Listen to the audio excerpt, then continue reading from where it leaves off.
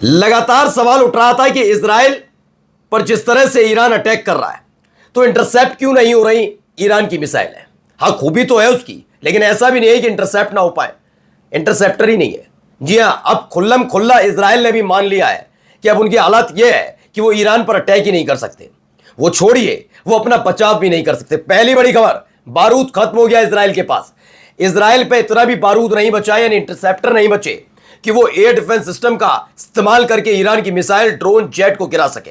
मानकर चलिए जेट आ गया तो यही नहीं, दावा यह भी है कि भैया ट्रंप ने धमकी दे डाली फिर से।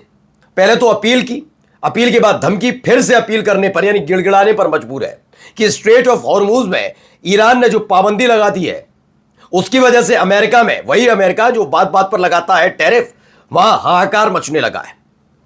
दाम बढ़ सकते हैं, हालत खराब हो सकती है। तो ब्रिटेन आओ, फ्रांस आओ, ऑस्ट्रेलिया आओ, पूरे नाटो देश आओ, लेकिन सारे देशों ने कहा नहीं, ये तुम्हारी अपनी सनक थी, अपनी जेब में रखो। जी हां, आज आपको यह भी खबर दिखाने जा रहा हूं हालत क्या हो गई है, कैसे गिड़गिड़ाना पड़ रहा है। और इन सब के बीच ईरान का दिल कहे जाने वाले, अर्थव्यवस्था का दिल, अर्थव्यवस्था के लिहाज से वहां खार्ग आइलैंड पर हमला करने के लिए अपनी जमीन का इस्तेमाल करना देना एक खाड़ी देश पर कैसे भारी पड़ा, वो भी दिखाता हूं। नमस्कार, मैं हूं प्राज्वल गौतम और आप देख रहे हैं उल्टा चश्मा।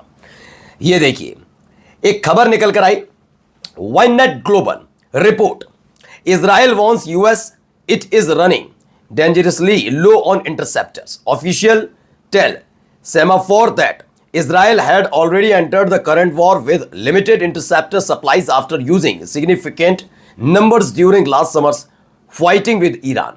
पिछली बार जो हमले हुए थे या जो दोनों के बीच में संघर्ष हुआ था ईरान और इजराइल के बीच, उससे और बुरी स्थिति में पहुंच गया है। इंटरसेप्टर जो है वो खत्म होने की कगार पर आ गए हैं। जब हमारे चैनल ने ये दिखाया कि अमेरिका के पास बारूद खत्म हो रहा है तो कुछ नासमझ ये कह रहे थे कि अमेरिका के पास बारूद खत्म है। बताइए, मैंने तब भी कहा था और आज भी कहता हूं, अमेरिका के पास बारूद का मतलब यह नहीं है कि अमेरिका के पास नहीं, मिडिल ईस्ट के अंदर अमेरिका के जो बेस कैंप है उन्हें बचाने के लिए इंटरसेप्टर नहीं है। इजराइल ने इस बात को मान लिया है कि हां, अब इंटरसेप्टर उसके पास नहीं है। यानी सोचिए, ऐसी मिसाइल ही नहीं है, वो मिसाइल का स्टॉक खत्म हो रहा है जो ईरान अगर दागे भी इजराइल पर तो उनको रोकने के लिए काम आए। एक एक इंटरसेप्टर की दाम तो हमने बता भी दिए, कितना सस्ता था। शाहिद ड्रोन, उसको ध्वस्त करने के लिए करोड़ों के इंटरसेप्टर का इस्तेमाल। खैर, इन सब के बीच अब देखिए ट्रंप कितने लाचार और मजबूर नजर आ रहे, सुनिए।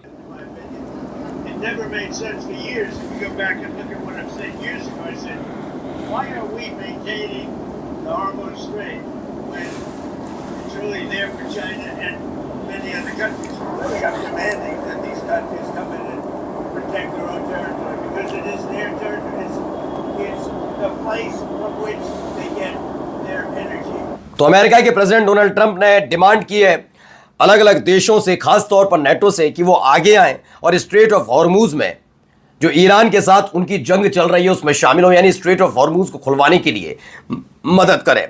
उम्मीद थी, खास तौर ब्रिटेन से तो उम्मीद थी कि करेगा, लेकिन देखिए स्टामर है यानी ब्रिटेन के पीएम, उन्होंने लताड़ लगा दी। उन्होंने कहा रिफ्यूज टू सेंड वॉरशिप, कि वॉरशिप नहीं भेज रहे। PM tell Trump UK is not ready as the US ask for aid to protect the Strait of Hormuz. उन्होंने कहा नहीं, हम तैयार नहीं है। दरअसल ये क्यों है, वजह क्या है? क्या ब्रिटेन ईरान से डरता है, यही वजह है? सिर्फ इतनी वजह नहीं है। मिडिल ईस्ट में अमेरिका के बेस कैंप का हाल क्या हो गया सबने देख लिया। यकीन मानकर चलिए, ये डिमांड अगर 28 तारीख को कर ली जाती, 28 तारीख को जैसे ही हमला हुआ था, हमला करने के फौरन बाद, तो शायद ब्रिटेन तैयार भी होता। लेकिन जब तक भेजता तब तक तो 2 घंटे बीत गए थे, और 2 घंटे के बाद जो ईरान ने हमले किए सबको पता है। ब्रिटेन ही नहीं, अलग अलग देश देख रहे हैं जो अपने आप को ताकतवर कहता है। उस अमेरिका का हाल मिडिल ईस्ट में खास तौर पर ईरान ने क्या बना दिया। बेस कैंप फूंक दिए हैं, दूतावास उड़ा दिया है, जहां जहां अमेरिकी सैनिक छिपे हुए रिहायशी इलाके में भी सटीक निशाना साधा जा रहा है। ब्रिटेन ये किसी भी कीमत पर इसे सहन नहीं, मतलब बर्दाश्त नहीं कर पाए। बर्दाश्त का मतलब हमले के हिसाब से नहीं, बहुत दिक्कत में आ जाएगा। वो नहीं चाहता उसके बेस कैंप तबाह हो। उन्होंने कहा हम नहीं आने जा रहे, हमने देख लिया आपने अपने कैसा बेड़ा कर करा दिया वहां पर ले जाकर अपनी सनक की वजह से। देखिए, UK has officially rejected Trump's request and will not send warship to the Strait of Hormuz. साफ साफ कह दिया, हम स्ट्रेट ऑफ हॉर्मुज में आपकी मदद करने के लिए तैयार नहीं है, हम नहीं आएंगे। फिर मैं बताता हूं, याद दिलाता हूं, गजा इजराइल का युद्ध अचानक से हूती लड़ाके की एंट्री, लड़ाकों ने लगातार इजराइल को दहलाया। इजराइल के शिप जो लाल सागर में नजर आ रहे थे उन्हें खदेड़ा या फिर उन पर कब्जा या फिर उनको डुबो दिया। कई और देशों के जहाजों के साथ ऐसा ही किया और अब देखिए हालत यह बनी कि कहीं कहने सुनने लायक वो नहीं बचे।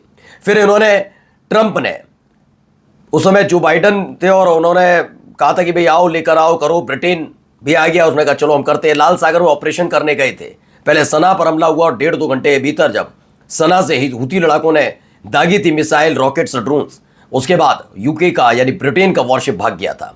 अब वो ईरान से पंगा इसी लिहाज में लेने के लिए तैयार बैठा नजर नहीं आता। वहीं ऑस्ट्रेलिया देखिए, ऑस्ट्रेलिया ने भी मना कर दिया। कैथरीन किंग हैं जो फेडरल इंफ्रास्ट्रक्चर मिनिस्टर हैं, उन्होंने भी कह दिया कि स्ट्रेट ऑफ हॉर्मुज को दोबारा खुलवाने में हम कोई मदद नहीं करने जा रहे, कोई नेवल शिप आपके पास भेजने नहीं जा रहे हैं, हमारे से तो उम्मीद बिल्कुल मत रखिएगा, ये आपकी अपनी तरफ से शुरू की गई लड़ाई है, इसे खुद संभालें।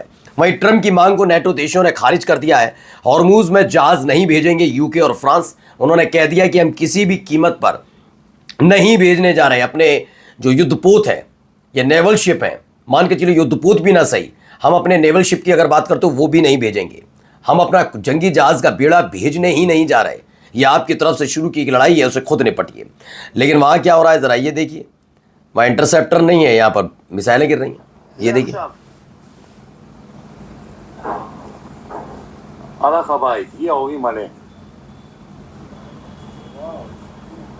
तो दावा है ये आयरन डोम फिर से फेल हो गया। फेल नहीं हुआ, मैं इसे फेल नहीं मानूंगा। जब इंटरसेप्टर ही नहीं बचेंगे तो हालत क्या होगी। मैं बार बार कह रहा हूं कि इस बार ईरान का जो लड़ने का तरीका है वो बिल्कुल अनोखा नहीं है। अनोखा नहीं मतलब स्ट्रेटेजी वाला है, रणनीति वाला है बिल्कुल। होता है कभी कभी आप पे बहुत सारे बम गोला बारूद होता है, गुस्से में आप झोंक देते हैं। उन्होंने कहा ना एक एक की कीमत हमें पता और एक एक का सही तरीके से इस्तेमाल होगा, इसलिए उन्होंने रडार फूंके, रडार पर हमले हुए जिसकी वजह से डिफेंस सिस्टम काम नहीं कर रहे। अब तो हालत ये बची है कि आए बाएं साएं डिफेंस सिस्टम से इस्तेमाल किया जा रहा है, मैनुअली हो रहा होगा और क्या है, उसका इस्तेमाल कर रहे हैं, तो इंटरसेप्टर खत्म होने की कगार पर आ गए। चलिए अगली खबर देखिए, यहां पर भी ये ऐसे गिर रही है मिसाइलें, देखते हैं।